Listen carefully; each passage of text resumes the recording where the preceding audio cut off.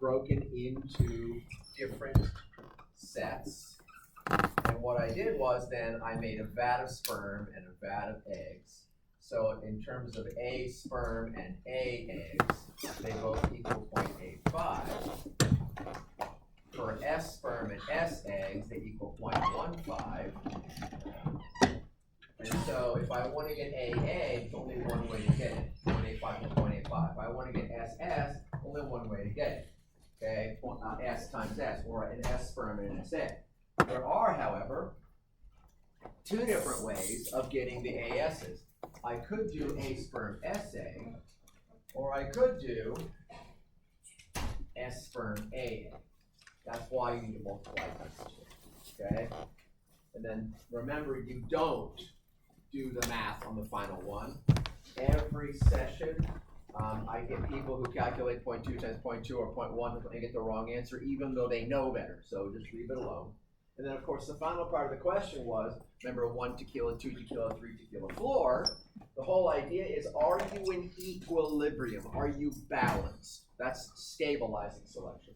Whenever you see a 0 in the original population, you know evolution is going on. And I got a great question yesterday about this, and my answer kind of was, it goes beyond the class. This is actually evolution occurring, and if you remove the population from where the balanced polymorphism makes sense, the balanced polymorphism being one environmental disease, malaria, against another disease, sickle cell, then of course that appears to balance out. But no, this population in fact is not stable, because one of the rules of Hardy-Weinberg is there can't be any evolution going on. Okay? All right. And I'll put one up tomorrow. We have class tomorrow.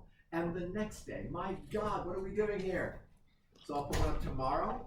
And basically what I'd like you to do is just every day you see it, you go, I think I can do that maybe. And that's kind of the whole idea. Okay, so now, off we go to chapter 4 land. I know, it's friggin' exciting. Okay.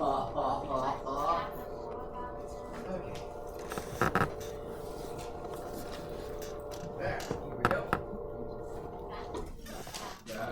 I'm a faculty or a staff infection. I mean, this is still wrong, don't worry about it, it is chapter 4. Okay, so,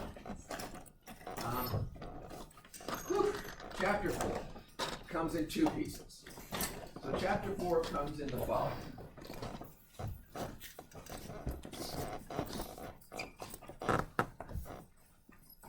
And I do this because of the exam.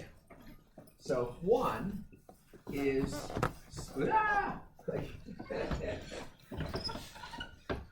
open brain, insert mouth. Species and speciation. This is a noun form, if you will. This is a verb form. So to speciate is to have something happen, a verb. A species is something that is. So first up, we have to define what a species is, and then we have to figure out how you get new species, okay? So we've got 2 species concepts, the biological, and the ecological species concept. And we're only dealing with one form of speciation, and that is allopatric speciation, and that is directly related to the biological species concept. So these two go together. And this then will, now we're back at the first video with the grants and the Ecuadorian finches and the whole bit, okay? And the second part of chapter 4 is what counts as a indicative or definitive trait. Okay, all right. So both of these appear on the exam, and so there's kind of 2 questions from chapter 4 that tend to end up being part of the exam. So these are how they kind of come together. All right, so the last chapter of bio. let's talk about the biological species concept first. Oh, wait, I forgot. First off, we have to talk about, do you want to go back? Okay, so first off, we have to figure out what a species is. And one of the things I said from the beginning is that species aren't really real. They don't exist the way we think they do.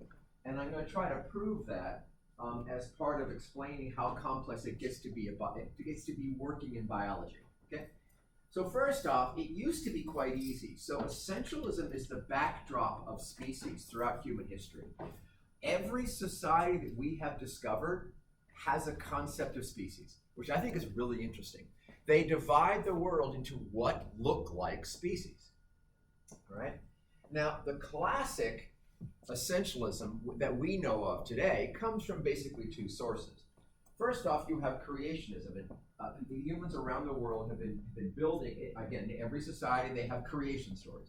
And in their creation stories, because once you've been around Earth for a while going, what the fuck is going on? Who am I? You begin to think, who made this place?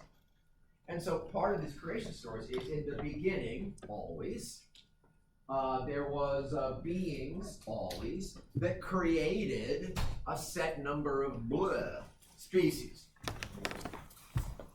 However, an even better argument actually comes from classical philosophy, from Plato. So Plato's basic argument was, and this is a really important argument in biology because we flipped it now. He has the Platonic forms. And the Platonic forms themselves are the essences. Form is not there. Form is ideological. It's an idea. It's an ideal. There are the forms, the essences of all creatures, and there are a set number of essences. And so there is the elephant essence. There is the deer essence. There is the beaver essence. There's the human essence. There's table essence, right? There is an ultimate table, and all examples of tables and elephants and dolphins and beavers and humans, well, they're just real world, more or less close to the idea of table or dolphin or what have you. Now, so we're clear, this is a table, right? Okay. Is this a table? Or is it a desk? Oh shit. Then stuff starts to get really weird. But the idea, it could be a subcategory under table, but is it? So this is the idea that maybe it's not as simple as we'd like to start with a set number of essences and then simply categorize everything that way. Well, we began to realize this long before Darwin, because people began wandering around the earth. Once you get surplus, significant amounts of surplus, and you get hierarchy, that is, some people extract more of that surplus, take status and power, and begin to become more leisurely, they begin to invent things like schools and universities, and they begin to go around digging up shit. And everywhere you go on Earth, what do you dig up if you dig long enough? Everyone knows this. We're thinking of species, right? Dinosaurs. They're freaking everywhere. Now, you can imagine where people came up with the idea of dragons, right? You can imagine people thinking of all these gigantic creatures, some that breathe fire. Why not? Have you seen some of those friggin' dinosaurs? Good God, they're immense. They're extraordinary. So, but that isn't really what really changed how we think. It's not dinosaurs, because there's no dinosaurs today. Yes, I know birds. But nobody realized that until very recently. So dinosaurs were a kind of one-off. They were something that existed in the past, but didn't exist now. It's horses that should scare the shit out of you. Ready? The stuff that I love in this class. I'm about to say, I love this stuff. But okay, so you can go sleep now. Okay, so this is, there goes the word interesting. It's important. Yeah, thank you. It's in other I words. It's important. So for about the past, say, 1 million years or so, there has been the modern horse. But there are no others. There are no pre-modern horses, okay? So we'll call this a horse. Now, starting at around 10 million years ago, or in the area around 10 million years ago, you have what I call VHLTs.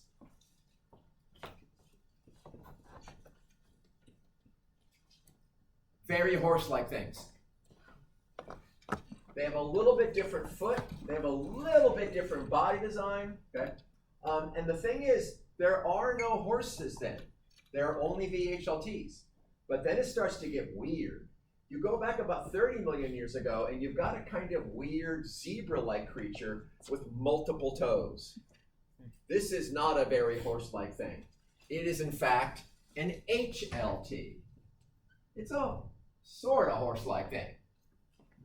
But then you get back to around 40 million years ago, and you've got this weird dingo-shaped thing with 3 toes, much more developed toes, and a very strange, more dog-like headed body. This I call an NVHLT, a not very horse-like thing.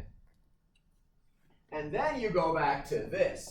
What the hell is this? It looks like an African wild dog, doesn't it? It's a tiny little body with a pretty small little head. It's now got 4 toes. Modern horses have 1, right? Okay, this is an NHLT. This is a not horse-like thing. Now, I make up all these fun, they're not called acronyms, which is what the correct word is. I make up all these fun acronyms to make an interesting point. So, the thing is, when there were NVHLTs, there were not NHLTs, there were not HLTs, there were not VHLTs, there were only this. That's it. And the thing is that at each stage, moving toward a modern horse, they begin to look more and more modern horse-like, right? Okay, and because the other ones aren't there, this means that somehow this is changing into this and did, is changing into this and did, is changing into this and did, and we have the entire fossil record all the way up. All right.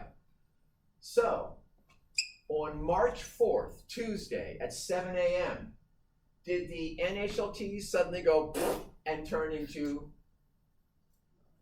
there? Where's the species? It's wherever you say it is. That's what's so bizarre. There are no such things as species. There's only gene pools that are undergoing various kinds of selection. We have this image, like you even got it yourself. You can kind of see it. Oh, these became this. No, sort of, maybe, kind of. But really, it wasn't at 10 a.m. From 10 to 10:30, everyone line up. You're getting your new body now. No, it's a gradual change. So why do we decide that this is the division? Because the fossil record gives us a picture of it being the division. Yes? Probably where the conclusion comes from animals that look like a type of animal, but it's actually classified as something else. Like hyenas look like dogs, but they're classified as cats. See, this is a mess. And the mess is species are very odd changeling things. They're not realities. And that should make you think, okay, now we're talking about where are we in all of this? We are still evolving. Now we've changed the environment of selection. So the environment of selection for a horse, well, one argument for why creatures get bigger is predators. Why? Well, because getting bigger means a lot more energy. The more energy, now again, smaller bodies burn hotter, but larger bodies require more calories per day. You see the difference? So my dog, if he weighs half my weight, is eating more than half my calories. His body burns hotter than mine does. But my body requires more calories per day than he does, okay? So as you get a larger body, you're going to end up having to get more resources to feed it every single day. So one logic for why ground species in particular get larger is because the predators get larger. Well, once the prey gets larger, what happens to the predator? They get larger too. So it becomes a kind of runaway race that I talked about yesterday, which is basically limited by the physics of bone structure and mass. Okay, so now, the biological species concept, the basic concept in this class, and here's how I want you to think about it, because what you were taught in high school and in college biology too, it's a correct answer, but it isn't complete. So the answer you were taught is a species is a group of interbreeding organisms, right? But nobody knows what interbreeding even means. Okay, so here we go. You ready? The correct answer is, and this is out of biology books, this is not my invention, this is the way that biologists, when they're pushed, talk about it.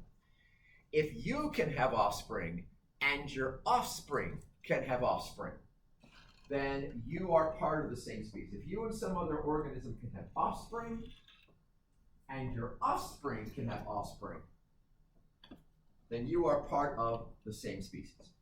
So given any member of the population, now this is sex reproducers, right? But we're a sex reproducer. If any member of population, if you can mate with that individual and have offspring, you are members of the same species only if your offspring can also have offspring. And that brings up the case I already gave it, of course, of lions and tigers, which produce ligers that can't have offspring. And also, of course, the famous horses and donkeys that produce mules, who also can have offspring. Okay.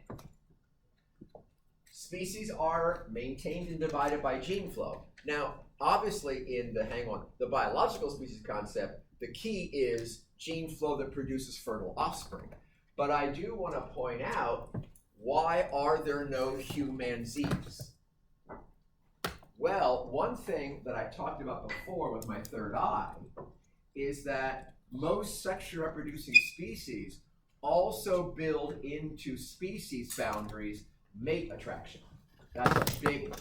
So the reason why there are no humanzees is because nobody is interested or willing. Think of all the famous sexual deviants in human history. Deviance is not like, that's just different. I'm not going to even go in. But Marquis de Sade, for example. Marquis de Sade on a bad day. Does anybody know who Marquis de Sade is here? Okay, so it's just us three. Oh, well, we're talking to ourselves. So even on a bad day or a good day, depending upon how you look at Marquis de Sade's day, he and his friends are not thinking about, ooh, let's try chimpanzees and see what happens. I will point out that according to the data, you look this up, in the 1930s, the Soviets did implant a human male sperm in a female chimpanzee. And the historic, the history comes forward to us that nothing happened. It did not implant. But on the other hand, in talking with a biologist who was one of my mentors, when I asked him about this problem of, well, chimps have 48 chromosomes, humans have 46, or 23 pairs or 24 pairs, is it in fact the case that the different number of pairs of chromosomes would prevent this? He said no. That's not the key. It's more complex than that. Okay, so question, comment. Yes?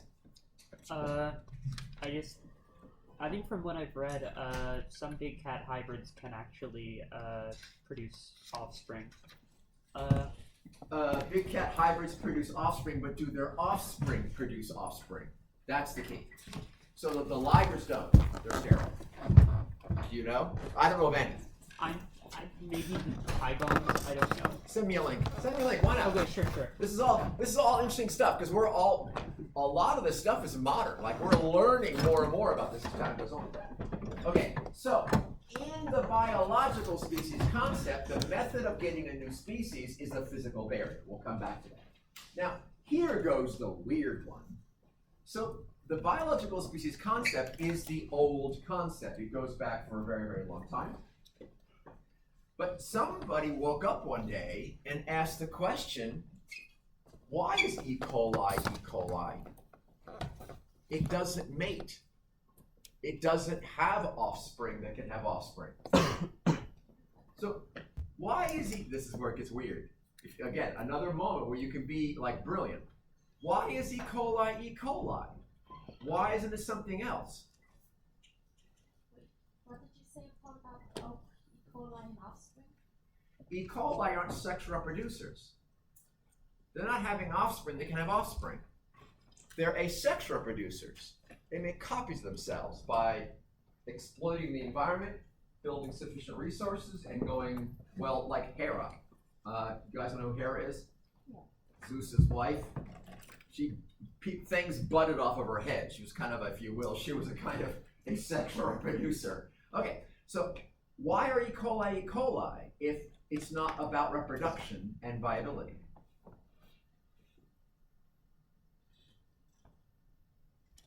I know, it's freaking weird because of the environment they're in, right? We go back to the environment. The reason why E. coli are E. coli is because the environment sculpts them. Does that make sense? Otherwise, they'd be some other kind of bacteria living in some other kind of tissue. So this gets us to the idea that it's more than just sexual reproduction that introduces species barriers. It's also the environment sets up barriers. Can you see what I mean? The environment says you must adapt to this condition. If you don't adapt to this condition, you either don't reproduce or you're a different, there it is, you're a different species.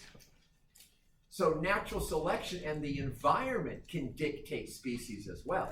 And this is called the ecological species concept, where the environment and natural selection dictate species boundaries. And now we're back to the small, medium, and large groundfinch from the original video, as I promised. Okay, so let me put this up. Let's put this one El Muto. Can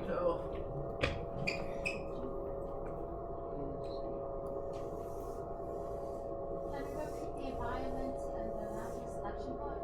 What's that? The environment and natural selection. The environment and natural selection dictate or determine species boundaries. Okay, so here we go.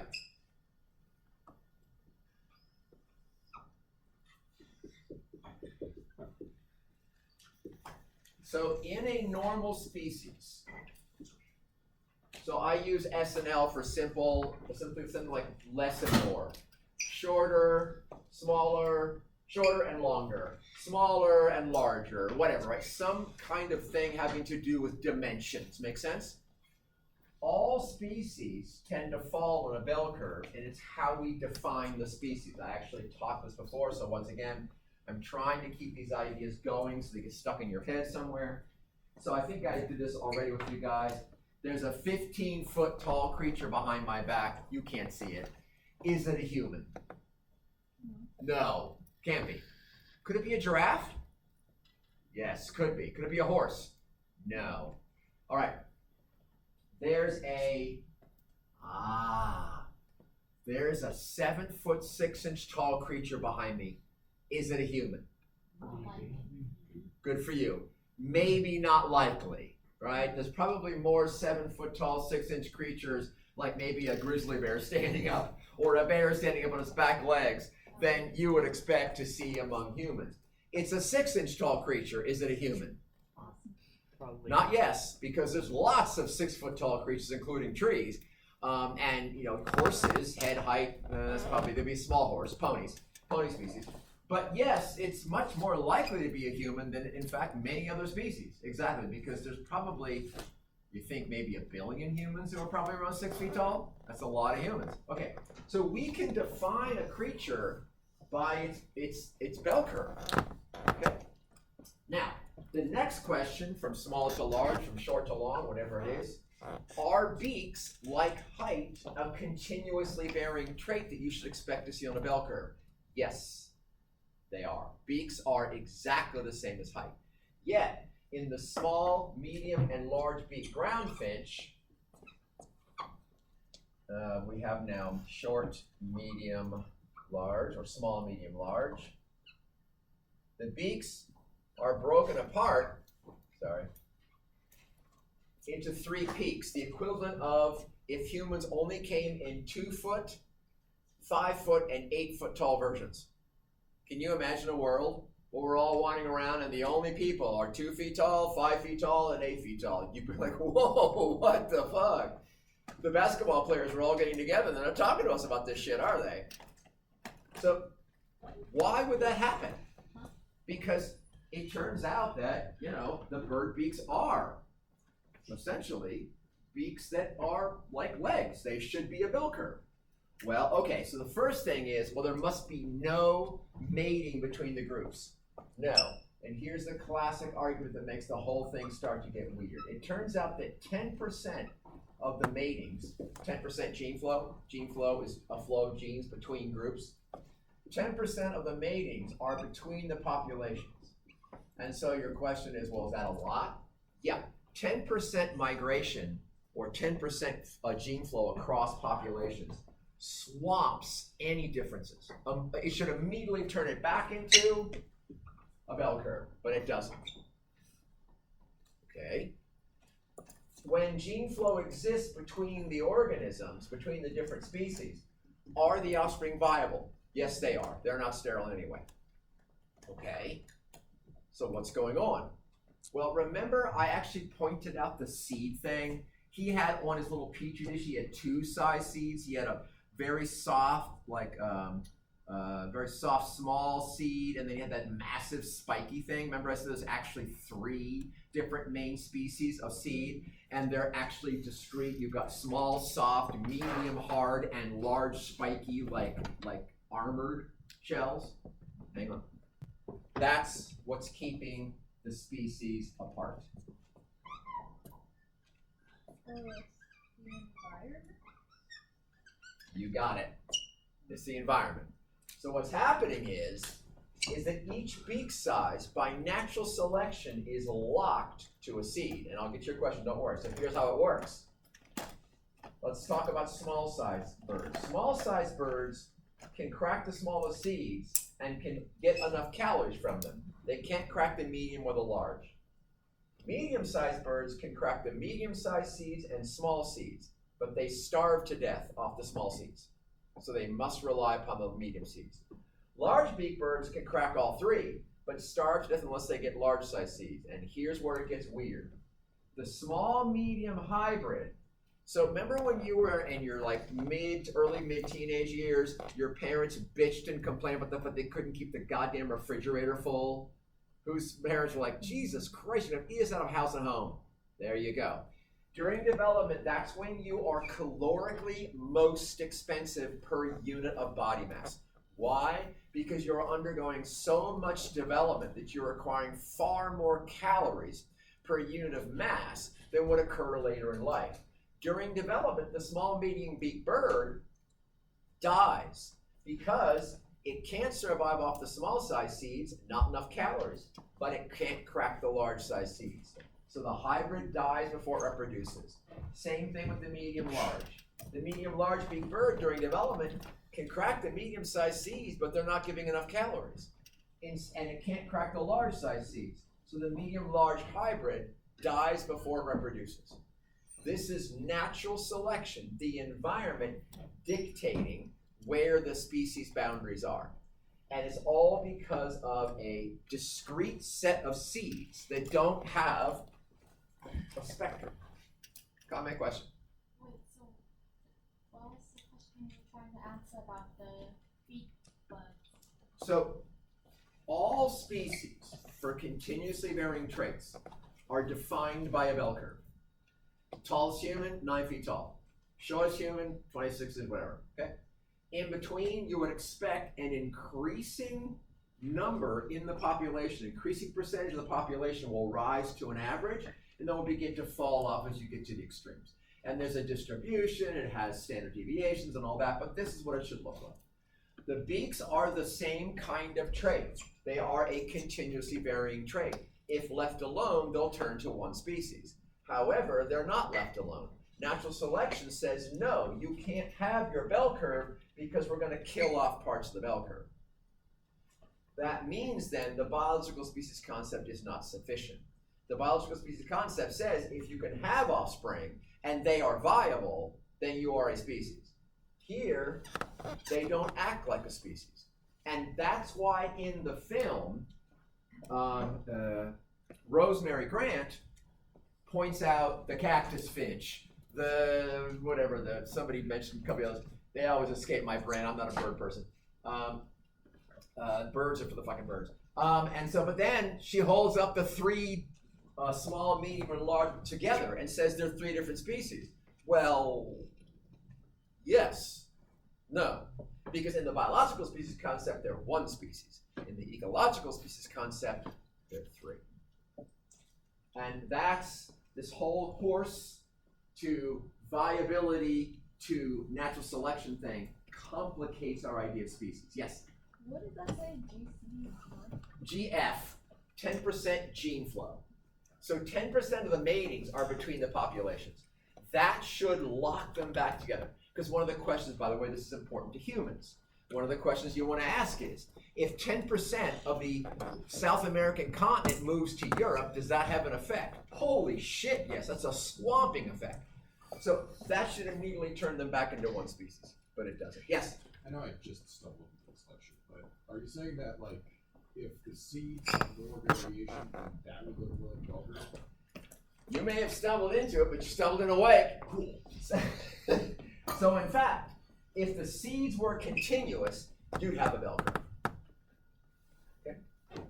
But the fact that you don't, and then remember, you got to go back to, I know it's hard to remember, but that petri dish he had, those little thin, like, little reedy seeds versus those, like, walnut seeds.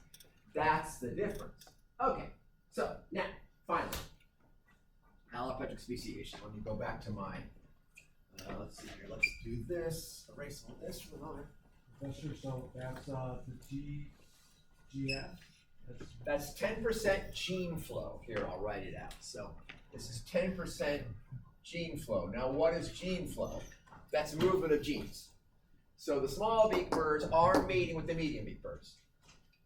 But, so that's part of the question is, if there is gene flow, why do they stay separate species? To think about this among humans, because I know it's much easier with humans to think about. If you got these 2, 5, and 8 foot tall people, if the 2 foot tall people and the 5 foot tall people are mating together, then you're going to all of a sudden end up back with a bell curve. Okay? But it didn't happen in the birds. Okay, so here we go. Next thing, off of mute. Okay, in the biological species concept, how do you get new species? All right, so let me.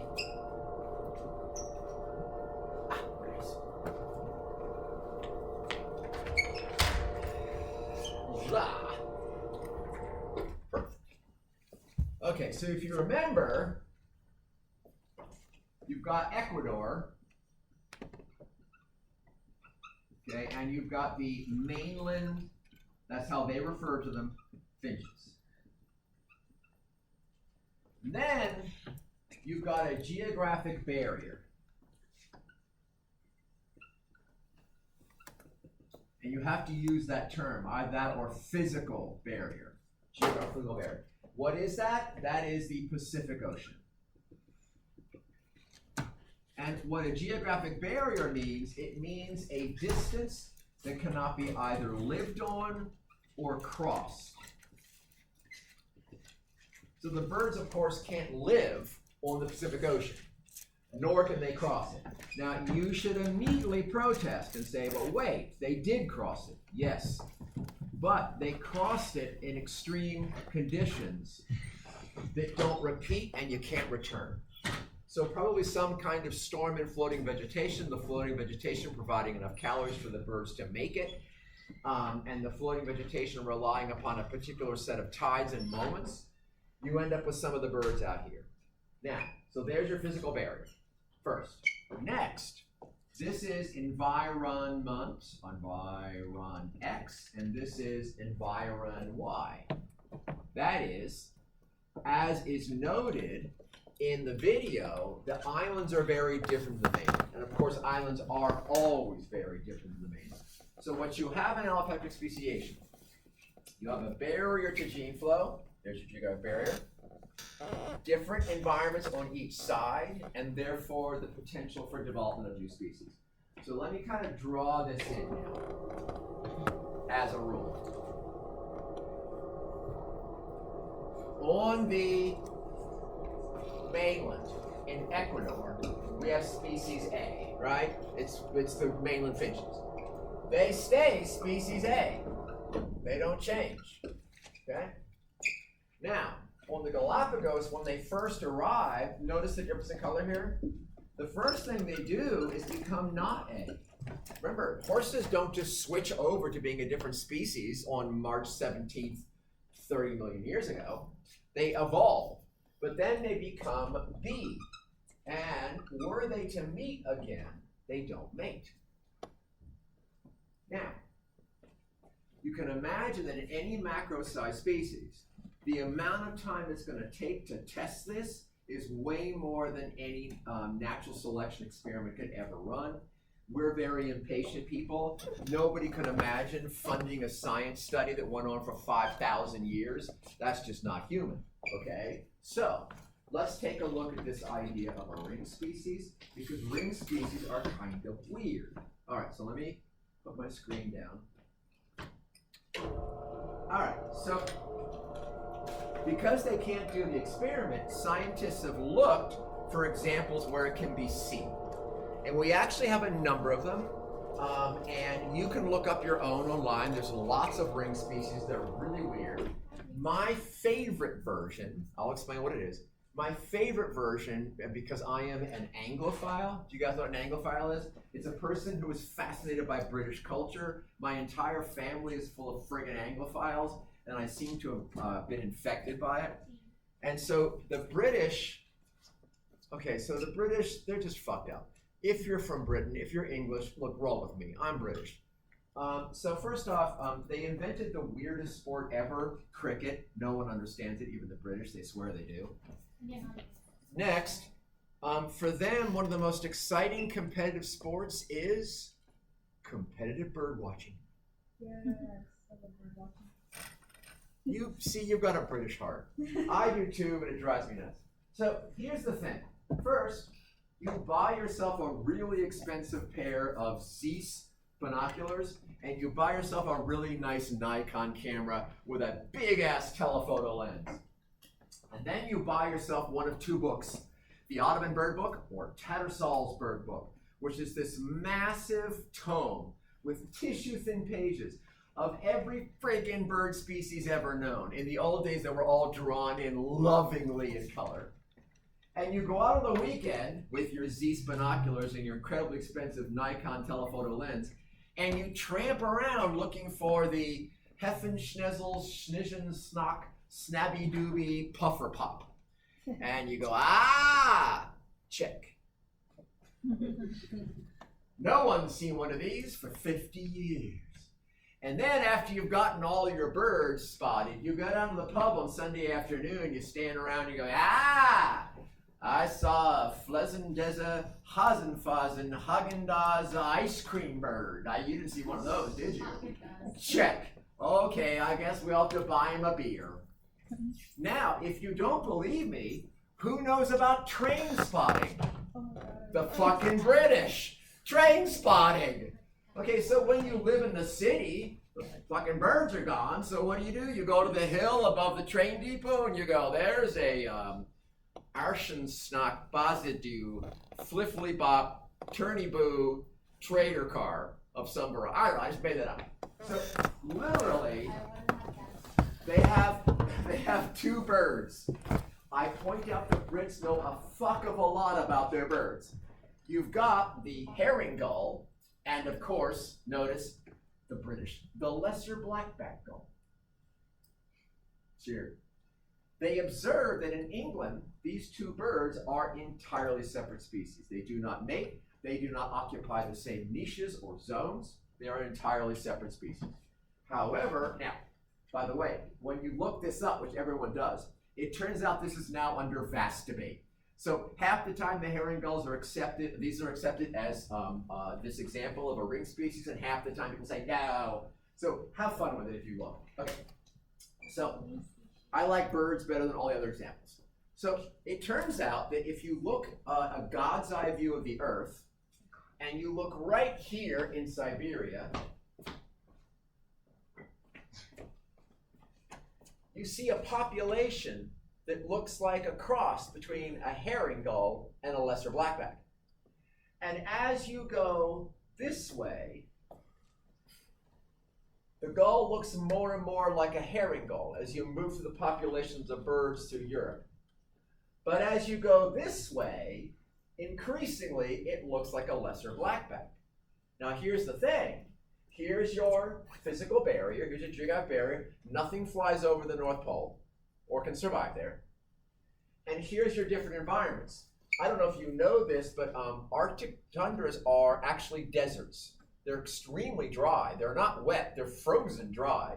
And they look like a desert in terms of the resources available, whereas when you go through the islands above Canada, it's actually kind of warm, wet, and seasonal during summertime.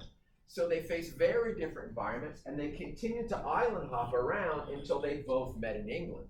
And they met as separate species. Now here's the thing.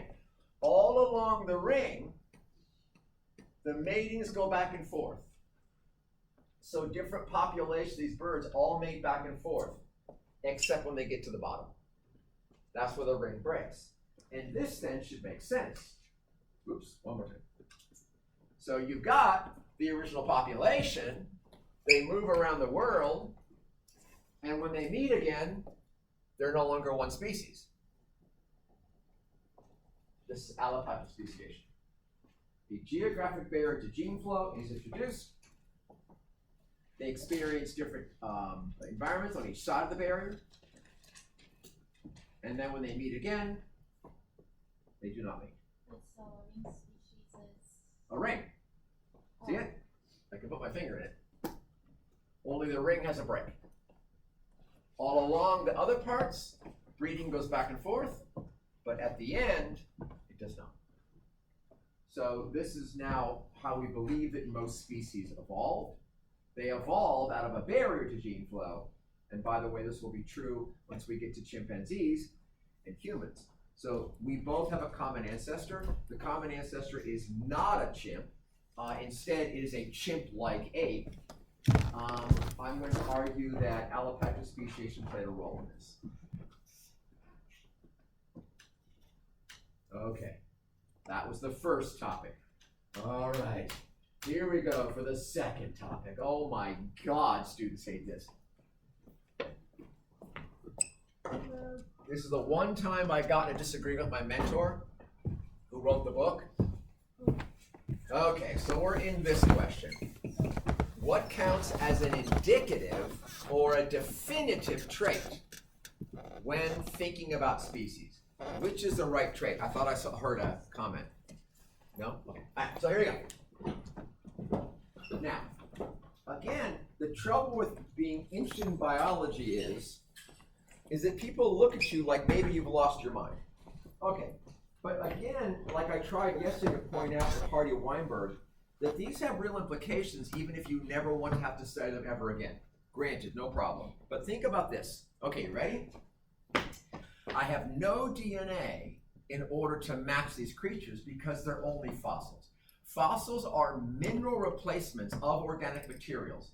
And not only that, therefore there's no DNA, but not only that, DNA degrades rapidly so that you very rapidly lose the coherent DNA you might like to use to compare species. You can't go too far back in time.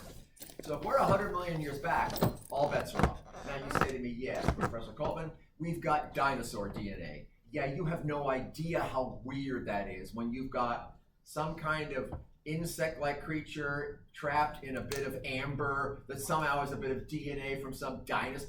It's a miracle. So let's just deal with the real world. You just don't get the DNA. So ready? Here we go. And you know it's coming, so just roll with me.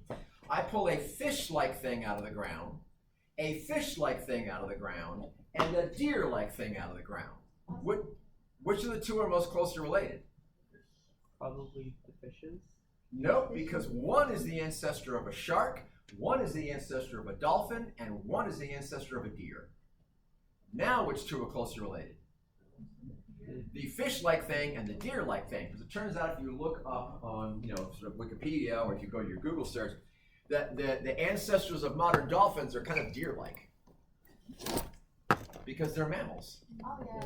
They're a land mammal. So here's the thing. Fish are fish that have always been fish. By the way, that's close enough to true. If you're is it ichthyologist? If you're an ichthyologist, you can slice my head off afterwards slowly, no problem. But fish have been fish for a very, very long time. But if you are a dolphin, you were a land creature, and you were a land creature with legs, with fur, and with a blocky kind of deer-like quadrupedal land animal body. Exactly. So here's what happened, right? So you were already living near the ocean.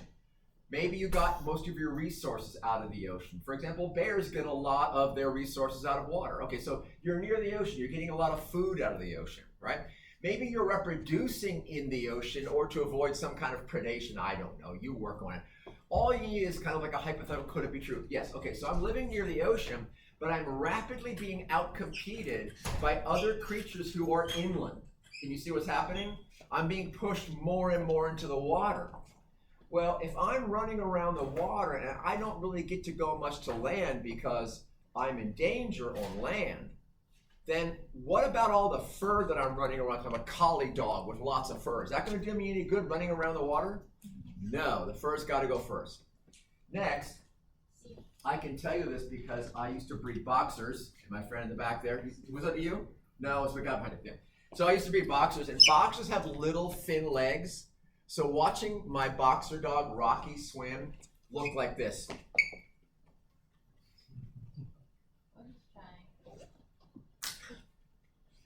And an hour later, he got across the pool. So if you're beginning to swim and live more in the ocean, the legs of the deer ain't doing you no good, okay? And then next, the other problem poor Rocky was is Rocky had a big chest. So his little thin legs were swimming against a dense medium, water. It's great running through the air, but not so great in water. So you got to lose the body shape, right? So eventually, being outcompeted from land and being more successful in water, dolphins begin to go back. That's the story being told, right? Go back to the ocean. Okay. So this means that when I look at a creature, I have no idea what the right traits to use are. Now you understand? What is indicative or definitive when we think about how to understand species relationships? Because if I pull fossils out of the ground with no DNA, I have to figure out what I should think of it. That's why it matters. And again, it doesn't matter to you, but the way you understand the world biologically does matter. So, here we go. First off, let's go back. The question on the exam is the fill-in-the-blank question I promised. So, common traits either come from distant ancestors, ancestral traits, from similar environments, convergent traits, or have recently emerged and are a change, derived traits. So it looks something like that. All right, so here we go. So it turns out that the ancestral trait of vertebrates, how long have vertebrates been around? A few 100 million years, right? Isn't it going back like 500 million years now? So is the humerus, split forearm radius ulna, 5-fingerish pattern, right? Your dog has 4 toes, right, and a dew claw. That's the 5th one, right? Your horse has 1 toe, but if you go back far enough, they start expanding back out again. So the typical vertebrate structure includes this. Here's a dugong. Here's a bat. There's the bat. Still has the humerus, radius, ulna, and 5 fingers. Here's a human. This is a mole of some variety. The mole and the dugong look really similar, don't they? Another ancestral trait that's been around for hundreds of millions of years is the vertebrate eye. Now, one of the incredible things about the vertebrate eye is there are round eyes, right? There are oval eyes, only horizontally oval. There are vertical slit eyes. There are fish that have lost their eyes. Like, They don't even there's an incredible variety of eyes. Eyes have been around for hundreds of millions of years. They only take 1 million years to evolve. How could you figure out if one oval eye was related to another oval eye, or if it was just an accident of environment like the 3 different bird species? So ancestral traits have been around too long and are shared by too many species to determine a relationship. Ancestral traits have been around too long and are shared by too many species in order to determine a relationship. Okay? That's the problem. So the minute you look at an eye, you're in the wrong spot if you're trying to compare vertebrates.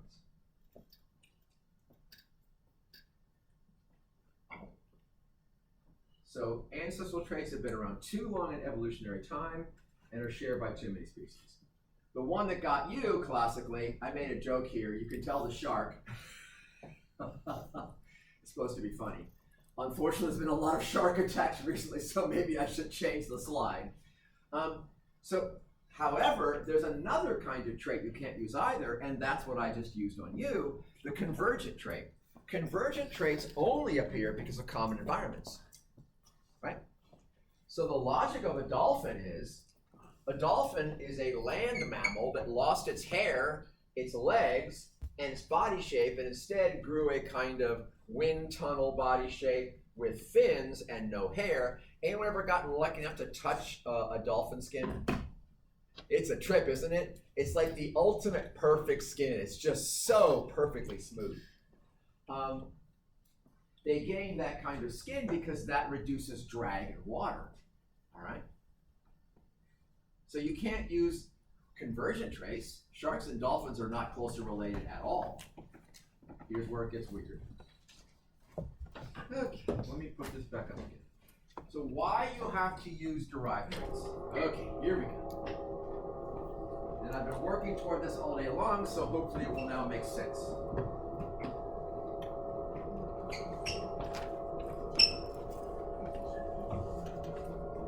Are you familiar with Occam's razor? Occam's razor says Rube Goldberg devices aren't good explanations, if you understand that. The simplest explanation is likely to be the correct one. So here we go. So back to my chimps and humans. I'm going to leave out bonobos. So if you're into bonobos, I apologize. Bonobos are chimp-like creatures. Okay, so here we have the modern chimp. Here we have us. We are AMH, anatomically modern humans. Okay? Modern chimps are knuckle walkers. KW. We obviously are bipeds. One of the things I emphasized was at around 7 million years ago, 7MYA, MYA means million years ago, bipedality evolved. And one of the things I said is that bipedality is the defining character of humans, not big brains. Okay? So, and human ancestors. Now, our ancestor was a knuckle-walking ape. We know that. The ancestor of both modern chimps, can you see I kept it on the line of chimps because they're knuckle walkers too? The ancestor of all modern apes and humans, all modern chimps and humans, was a knuckle-walking ape. So bipedality evolved around 7 million years ago. Now, does everybody know who Lucy is? Not Lucy in the Sky with Diamonds, which is part of it, but okay, so Lucy is the single most famous discovery in human ancestry. She comes from a species that is 3 to 4 million years old, called Australopithecus afarensis, and she's famous because in 1970 whatever, 3-4 whatever, Don Mann finds her. She is the most complete skeleton of a human ancestor ever found. She decisively demonstrates, first off, that bipedality is part of early human ancestry. She decisively demonstrates that evolution of all humans occurs in Africa, that we're all Africans. She decisively demonstrates how we can compare all future findings because she is a complete skeleton in many ways.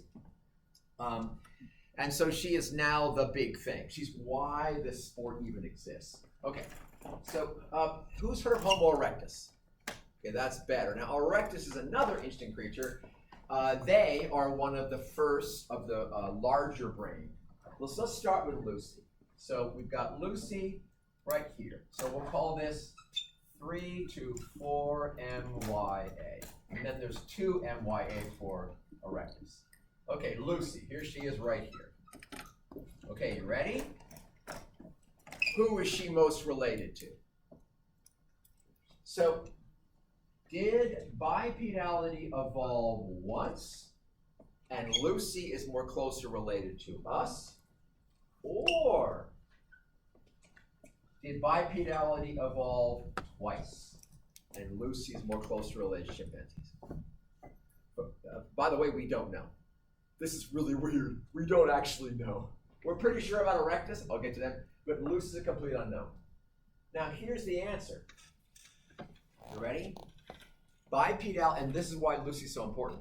Bipedality is a body-wide evolutionary change that requires major evolutionary changes in the cranium, spine, massive changes to the pelvis, to the knees, and massive changes to the ankles, feet, and toes. Huge changes. And 7 million years is a very short time for that. Get it? Very large change, very short time. And then finally, are there many bipedal species in the apes and primates? Nope. There's one, a prosimian called a shark. They're kind of hoppy creatures, like this. But no, there's no bipeds. Okay, so first, it's very recent in evolutionary history. It's very complex, and it's shared by only a few.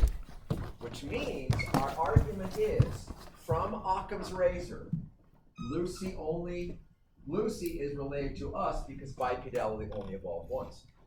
You can make the same argument about Erectus. Now, Erectus is a lot more like our bipedality.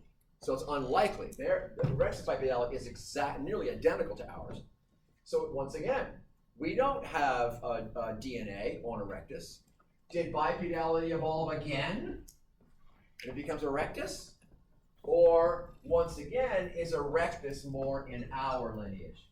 And bipedality only evolved once? Well, the only argument we have in the absence of DNA is the following. It's very recent. It's shared by only a few, and it's massively complicated. Think about the ancestral traits. They are too far back in time and shared by too many species. So derived traits are recent traits shared by only a few. And they allow us to argue that Lucy and Erectus are more closely related to us than either is to chimps. I told you to take this. But in the absence of DNA, this is how biology is done. It's done by trying to figure out problems like this. This is why, again, this is the only disagreement I ever have with my mentor when he asked me to review the textbook. He was writing it with his TAs. I was one of his TAs.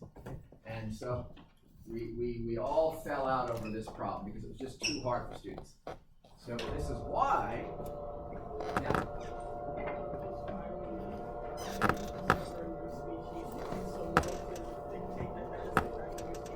Okay, actually, so this is really, really important what you just said. So when we find a new species, even though it fits nice and neatly in our little tree of life, where it fits on those local branches is a friggin' nightmare because they got to figure out the traits and which traits matter in the absence of DNA. Yeah, so much stuff. So right now, every once in a while you'll see on Google News about some species. Oh, a brand new species discovered, then you find it was discovered in 2015 because they've been fighting over it for the past 10 years. Exactly right. Okay, so distant ancestors, ancestral. Common environments, convergent. Recent changes, derived. And the trait you want to use, the final blank, is derived. You want to use derived traits. There's your fill in the blanks. Distant past, ancestral. Similar environments only, convergent. Recently emerged, derived. Use derived. Okay.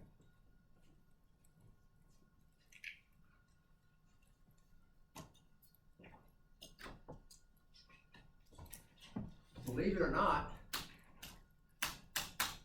that's it. That's not it. You can't go anywhere. But that's the end of chapter 4. Do you realize we made it through 4 chapters and I'm on time, aren't I? I might be a bit late. I might be a day late. But yeah. So I'm taking the current lab class chapter 4. Do you go over the student that class? the lab class it overlaps the first few chapters and then it doesn't overlap for a little while. So that that's why I made a mistake on the PowerPoint slides. That's actually chapter 9. We do that later. So the lab class is a little bit different.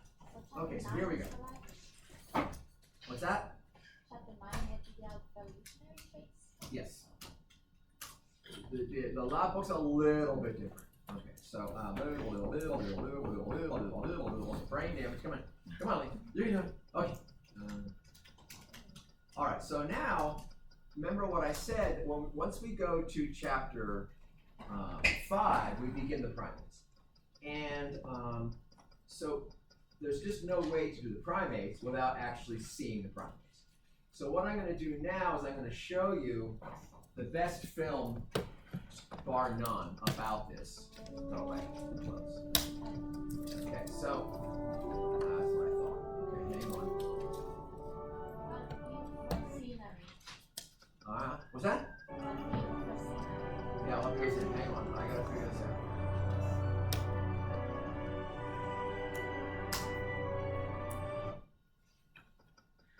Let's see. This will help. There it is. Okay. Question. Go ahead. So, just to pass ancestral environments convergence and what's not. Recent traits shared by only a few derived, and those are the ones you want to use. So that's probably raised enough, more or less. So now the great thing about this particular film, this is David Attenborough. I don't know who David Attenborough is, but he friggin' loves his life. And so one of the things about watching his videos is his videos they're actually kind of fun to watch because he seems so invested in it. So what we're watching is a film on monkeys and then a film on apes. This first film is on monkeys. I'll provide a link for it. The link I'm going to give you is on Pluto TV. It also includes the captions for those who need captions. The advertisements are incredibly loud and minutes long, and you can't cut past them. So I'm going to show you an illegal version, I'm sorry to say, but at least it gives you the video without having to sit through AC/DC level sounds of commercials for 10 minutes at a time. I thought So- that was Okay, so here we go. And we'll go through a whole bunch of concepts. And the thing is, you're going to use some of this for data. I'll stop the film for all the questions that are part of data on the exam and explain them. Their time is spent establishing relationships between one another and climbing the social ladder. I will also, by the way, there's a transcript for this that I will actually put up online so you can easily search it to look for the data for the exam. It's actually just a nice, simple transcript. It'll be. Oh no! Ooh, it's the dance mix version! So this is a problem because that can't be true from what we know. Okay, so let me quote what he just said. It's funny, we had a discussion with this earlier on today with a student, so always ahead of me, I love it. So the quote is, they can clearly imagine what lies beneath dried leaves. Okay, so the word imagine comes from the Greek term imagos, or image. So whatever you do, don't think of an elephant. And then you all hate me for a minute while your head gets weighed down because there's an elephant in your head. Okay, you can describe to me the picture of your elephant, right? Is it a pink elephant because you've been drinking too much? No. Is it an adult elephant? Baby? Anyone? Baby? Okay. Is it standing up? Laying down? Walking, moving, or still? In the water, all right. Chunk up, chunk down. Okay. I've got humans anywhere around? Okay, so you can report on what you're seeing. We do not believe, and we have significant evidence to believe, that they cannot make any images. By the way, there is no image in your head, so it's all fake. It's very weird. However, they can clearly anticipate, even if they can't imagine. And so we need to think now about what would it be like to be a creature that was smart but had no interior images. So, here's the story. By the way, I do this to be memorable. I don't do this to my puppy. So I decide to get a new puppy. And every day I come downstairs and I kick my puppy. I told you, I don't do it. It makes the story one you won't forget. I got a head snap. I kill you. And then after 3 or 4 days, I come downstairs and my puppy does what? Moves away. Yeah, flinches, moves away, whatever. Well, you don't think my puppy's sitting around going, scratch, scratch, scratch, scratch. You know what? That bastard, he came downstairs yesterday and the day before. And now that I think about it, the day before that, and he kicked me. Son of a bitch. I think I'll move away. Or was he moved away? He was moved away. We're pretty sure about this. That is, it's an affect system, an emotional system. It's an avoidance, right? That makes sense? He emotionally is pushed away. It's called learned instincts. So you know there are innate instincts.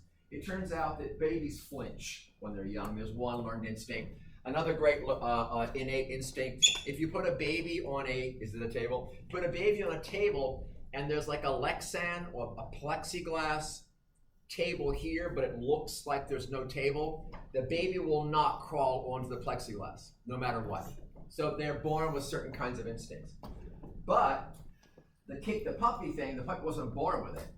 It learned it. Yet there's no image. So you have to think differently because it's too easy to anthropomorphize these creatures. Anthropomorphize is to give them human characteristics they don't have. So you have to think about the fact that what he has is an emotion.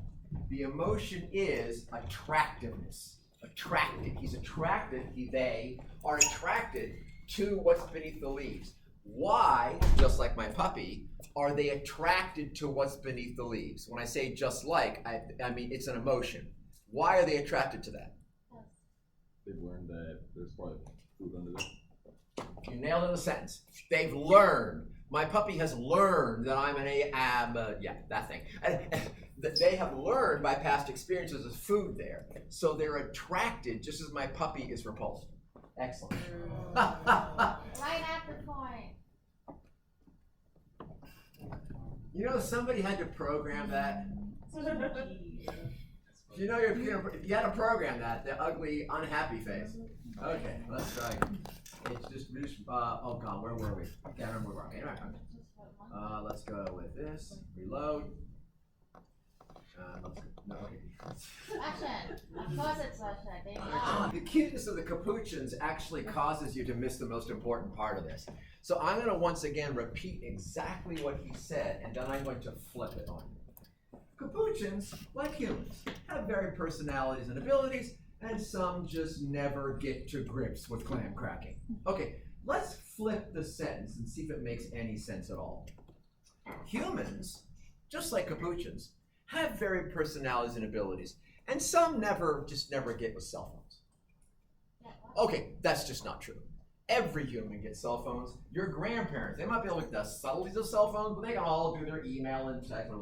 Everybody by 40 years old is an expert on a cell phone. It doesn't take years and years for the young one to get it right. Okay, no. At age 4, you give a kid an iPad and you suddenly discover that all your password protections are gone. You suddenly find your credit card being used to buy yachts on Amazon or from whatever Harrods.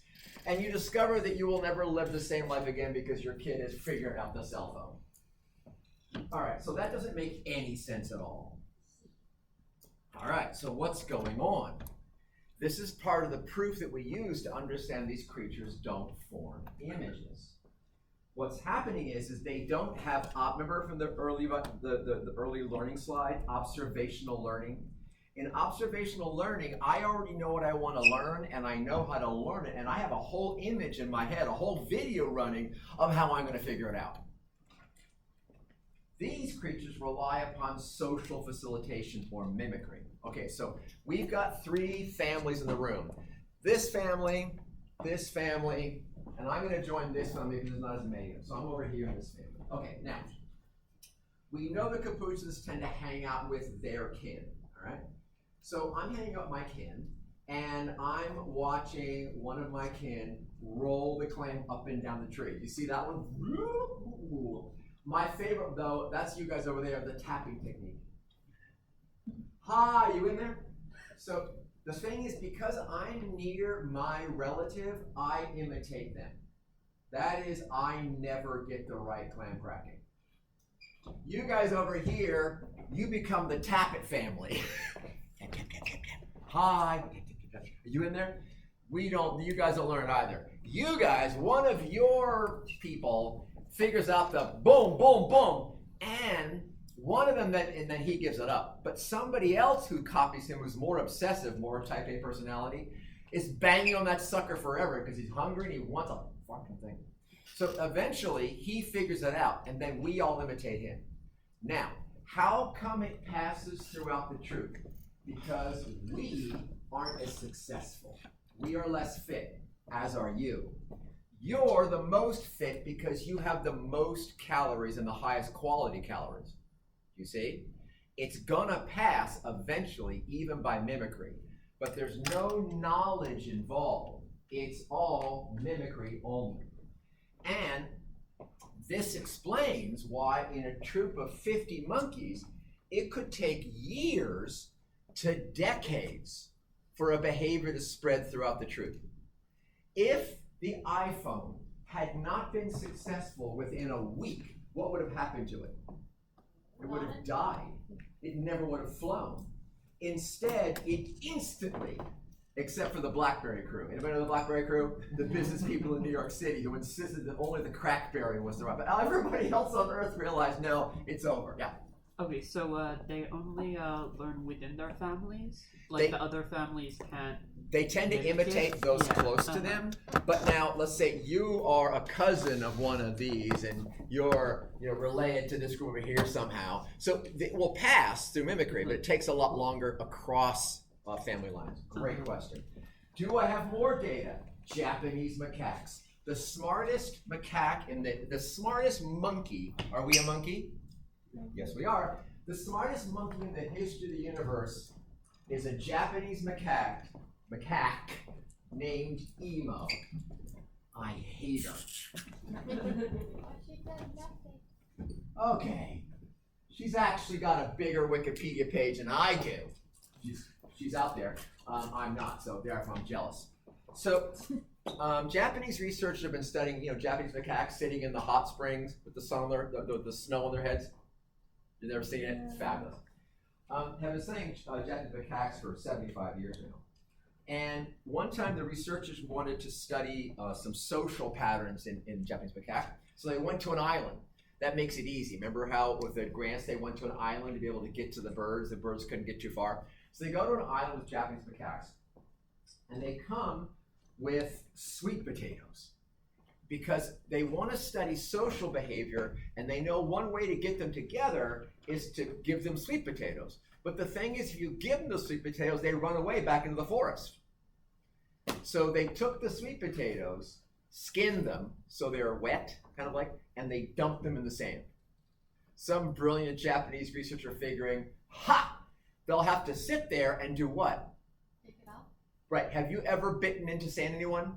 That literally goes to the top of your skull. You don't do that. So they're going to have to pick every bit of sand off, and they're going to be stuck there, and the researchers can go, we're very smart, you are. Oh, I noticed them. Okay, now, along comes Emo. Friggin' Emo. Emo goes down to a local stream and just washes a potato in the stream, and then disappears. And within a few months, her relatives had figured it out too. And then, maybe Emo, we didn't catch her doing it, probably was her. She then took the sweet potato down to the ocean and washed it in the ocean because that gives you, and we friggin' love the taste of salt. Hang on, let me get the whole story because it gets weirder and weirder. Because Emo's gonna outsmart all of us, easily. Okay, so next, the researchers have now, gradually over time, lost all the macaques again. So one brilliant researcher says, fuck them all, and takes a bunch of sticky rice and dumps it in the sand. Now you can imagine, this is a nightmare, because now you gotta pick up each little bit of sand, and you have to, can you imagine, brush the sand off, because the sand sticks together. You can't get the rice. You get the sand out. Okay, here's your challenge. Outsmart emo.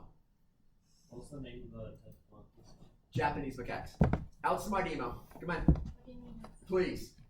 Emo figured it out. You have to tell. You tell me. You figured it out. Huh? How? I don't know. I'm. No, it's okay. I'm not insulting you guys. When I found this out, I've been angry emo for decades. Yeah. Oh no, they ate it. Emo. That's a great solution. Yeah. Rice and sand. Yes. Wash the rice. How? Uh, Okay, so emo is now over in the stream. Okay, yes, emo's in the stream. Go ahead. like you sift it. I don't know. There's the problem. That's hard. I know, it pisses me off. Go ahead. You could just like cup it in your hands and just hold it underneath the water. She's right. That's almost impossible. Doesn't work, especially with sticky rice. You wait till the scientist comes out and ambush him. There's my favorite. That's an answer I came up with a long time ago. Just kill the fucking researcher and steal their food. Unfortunately, the humans have the guns, and it's really sad. Go ahead. Did she use something as a strainer? They don't have anything they can use. I probably even want to figure that out. Maybe collect as much rice as possible, like put it onto dirt and rinse, wash water over it. So close. Oh, this is kind of a different idea. It looked like rinsing it in their own mouth and spitting out the sand. Ooh, that's really hard. Actually, has anybody ever tried that? Getting rid of sand in your mouth? I have, because I've lived near the oceans. So here's what Emo did. Walked down to the stream and dumped it into the water. In a little eddy, where the water wasn't flowing. Sand sinks, rice floats. Don't you fucking hate Emo now? The researchers hated her too. Because Emo outsmarted the researchers, her kin picked it up, and then they all disappeared back into the forest. This goes to show you why we should all be Japanese macaques and sit in nice warm hot springs with snow on our heads all season long. I'm sorry, I forgot about your question. Yes, go ahead. I was gonna say that the thing about she learned that from human. Like human did that once. She saw it, she copied it herself, and that's how all the other monkeys learned how to do that. I never knew that. Good for So you. it's all that one researcher's fault. Yeah, no, one researcher. Well, Fire that researcher. well, actually, I think it wasn't local who did that. That would make more sense. Yeah, they started doing that because they do that with all their vegetables. She saw it, decided to copy her, and then proceeded to teach her entire family. Well, did she teach? We're Well, gonna get that. they- We'll get that later on. Yeah, go ahead. Yeah. Well, it was like they all copied her. 'cause Right. it was They like- copied her because they mimicked those who they're closest to, and she was the local genius. Yes. Because I was confused about the rice learning part, because like whenever I have to wash rice, I use a bowl without like holes in it. Right. And I just put the rice in, but it never floats, and then I dump it in. Is The that- rice they were using did float. So I don't know. There's a great question. This is not my expertise, but we do know that Emo did do this, both with the sweet potatoes and with the rice. So we know she innovated this. But we also were able to observe it was her family members who picked up the trait, not others. So we were able to observe in a lot of these species that mimicry seems to be the system they're using by copying. Anyway, great comments. Thank you for that. And now beginning to collect their rewards. Okay, on we go. It's the case that they do it more frequently. America at the moment, and many of them have grasping tails. They're all arboreal. They all live in trees. They don't spend much time on the ground, and some of them have this grasping tail, which is here. So, first off, this gum tree is fascinating to me. It's nearly an infinite source of calories. What do I mean by that? Basically, the tree continues to live. And this is much like maple syrup. So the way you get maple syrup is you poke a hole in a maple tree, and essentially the tree then, because the inner elements of the trunk of the tree are necessary to production and staying alive, And so the bark on the outside is a protective layer. And once you poke through that outer bark, then the tree is going to try to essentially heal over that wound to protect the inner parts of the tree. So it produces a sap or a syrup or a gum. So literally when you have syrup on your pancakes, that's literally coming out of a tree that is trying to protect its outer surface. Hang on a second. So now, they do this, and this is pure sugar. It is absolute flat out straight mainlining calories into your veins. It's wonderful. Now, notice, they're the owners of the tree, but they get driven off. So they're like, we'll go to the gym and work out, and we'll come back and take the tree back over. I have a question for you. Is it better to be a bank robber or a bank owner? Bank robber. Who says bank robber? Okay, now wait, think, so we'll start over again. Greek city-states. What was in between the city-states that in many ways disrupted the possibility of state formation even beyond the desires of rulers to be independent? Why did you not travel? And certainly no families or women traveled. Bandits, robbers, hired. Yeah. Why? Because it's better to be a bank robber. Why? You have no costs and all profits. You have some costs. There's a moment of conflict. This is why I think, so now, who says bank robber? See, I got a few more, I know it. So here's the thing, think about it. All you pay is the limited cost of the potential for damage, but if you're a bank robber, you better be damn good at threatening and clever tricks and strategies so you don't die too often, right? You know how to pick the right groups. You know what to do. Okay, so being a bank owner has all these costs. So take me through the costs of being a bank owner in the real world. What's the first thing I have to do? Security. I have to find let's back up even more. I gotta find somebody to invest in my bank, right? And that means I have to have already gotten all the permits. That means I have a bureaucratic thing to overcome and lots of money before I can even get investors. So then I get my angel investors, and the first thing they wanna know is security. How are you gonna build this and make this so that our money comes back to us in the form of loans, interest on loans payments?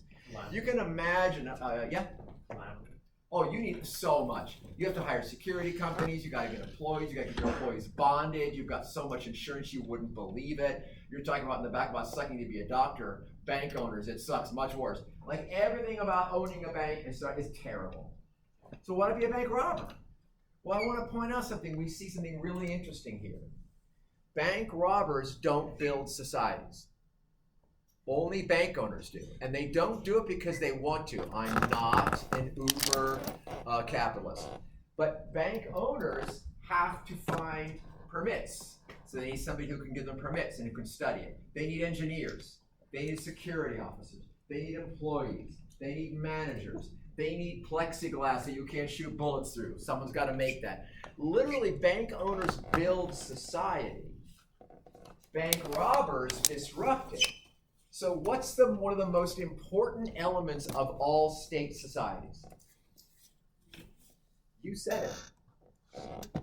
Security, police, courts, laws, judges, jails. Why? Because most people realize there's actually a significant benefit in just being a robber. It worked so well in the past. And state societies have had to work very hard to take away the right of individuals to pursue their own vengeance. That is, the first thing the state does is take away the right to violence from individuals. That is, it seeks to manage and disrupt bank robbers. Isn't that just a trip? And you see it right here. The monkeys who stay are bank builders, they're bank owners. And so they have to think about what they can do to be a successful group that manages this resource. Isn't that what we do? We build states around the ability to extract, control, and produce resources? Interesting. That is called territoriality. Uh-oh. don't know what's going to happen now. But you can share a food resource that is cropped by others without having a face-to-face confrontation. You might think when the sun goes down, all monkeys will be settling down to sleep, and that's almost true, but not quite.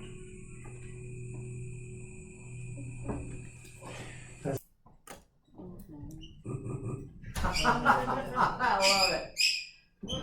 One of the things when I start showing the PowerPoints about primates is one of the first things that primates do for us is once you admit that blank slates don't exist, that there is no blank slate theory, that human minds are built out of an ancestry of primate, monkey, and ape minds, you begin to wonder, okay, where can we see human behavior emerging? So one of the things here is defense strategies, MAD.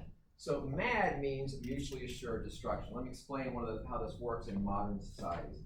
So Iran, you have noticed, is driven mad by the need for a nuclear weapon. And this has been going on now for 30 years. If you're paying any attention at all to this, Iran made a deal with Obama to limit its bomb-making facilities. There's a number of events that have occurred over the past where we discovered that Pakistani bomb experts and various other experts were working in Iran to build nuclear weapons. They were working to enrich nuclear materials in order to be able to build them, using very different kinds of plutonium when you're actually going to build a bomb. It has to be enriched in certain ways. The Iranians were clearly doing this. Now the thing is that nobody wants a bomb, but this don't. It's a pain in the friggin' ass, very expensive, very hard to do, requires getting yourself into all kinds of international trouble, but everyone wants a bomb. Because countries since 1950s have learned the following rule. If you have a nuclear weapon, nobody will fuck with you. Politically, economically, and socially, you become untouchable. Nobody invades you. Nobody really bothers you because everyone's afraid you might actually use your nuclear weapon. And by the way, please go home, don't just trust me, go home and look this up. You'll see that the nuclear club is composed of states that have managed to, in some sense, stave off political, military, and various other kinds of interference. Where did Iran learn this? From what fucking happened in 2003 in Iraq. Okay. So weirdly, what we see here is mutually assured destruction. We're so loud and so powerful sounding that we must be big and a lot of us and really difficult to screw with. Just go to some tree where you don't hear that. So it turns out that this kind of weird behavior that humans find themselves in attempting to set up kind of defensive strategies that almost look like porcupines, right? Whatever you do, don't fuck with me, I've got lots of spikes. It is a part of how animals strategize. Yes? So it's like the reason why a lot of animals try to fluff their way out of actually fighting rather than waste calories. There you go. So there's another defensive strategy. In fact, this is what signaling probably starts as, right? Signaling probably starts in one way as a way of signaling, don't screw with me. I'm actually going to give you a great story about that. You had a comment, question too? No? What's about it? Go ahead. Okay, yes? What did you just say? Signaling probably emerged as in one way, as bluffing. And I'll tell you how it works. It's incredibly effective. So my wife was a clothing designer. Elaine, I told you about her. She was a clothing designer, and she was an independent clothing designer, which means that she had to find her own people to do sewing and cutting and everything else. So she would make the patterns, she'd design the patterns, and then I would take all the patterns to a jobber. A jobber is a person who's a middleman who takes care of all the cutting and sewing and fabric choices. So she would get the fabric she wanted, and then she would get the pattern she wanted. She would send it to the jobber would price and get all the stuff done. So I go to meet jobbers, they're independent jobbers. So I meet one jobber living in Reseda, and it's like 8:30, 9 o'clock at night, it's dark. I come to his apartment, and he has one of those metal screen doors, and I knock, he says, come in. So I open the door, it's dark in his apartment, only the TV's on. So I walk in, and all of a sudden I hear, nobody can do this, but I can try. Way down there. What do? Now, I love dogs. I'm not afraid of dogs. I've bred dogs. I've lived around dogs all my life. But what did I immediately do? Turn around and leave. You don't move. Oh. That's the thing that dogs teach you. You freeze. Now, you don't freeze like this. You just relax. Because dogs they're okay if you just relax. And I look down. And right down there's a little 30-pound pit bull. It's a little fucker. So within 1 second, me, a 150-pound human, was defeated by one 30-pound pit bull and a growl. Who knows the pit bull growl? Holy shit! It's effective! Exactly. So think about this. The pit bull wins at no cost except the ability to have a body that can make that sound, right? Now, pit bulls can back it up, but they often don't have to. Their reputation is worse than their bite. Interesting, isn't it? So now, tomorrow, because I'm going to stop here because the next chunk is a major part of every exam, every midterm exam, and sometimes part of the final as well. So the next chunk I want to introduce now, so it's in your brain. This next group is in Africa, West Africa. It's not in Thailand, don't get confused. This is called the Thai, T-A-I, forest monkeys. And what you've got is you've got something quite rare.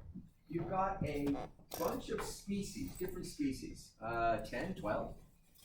And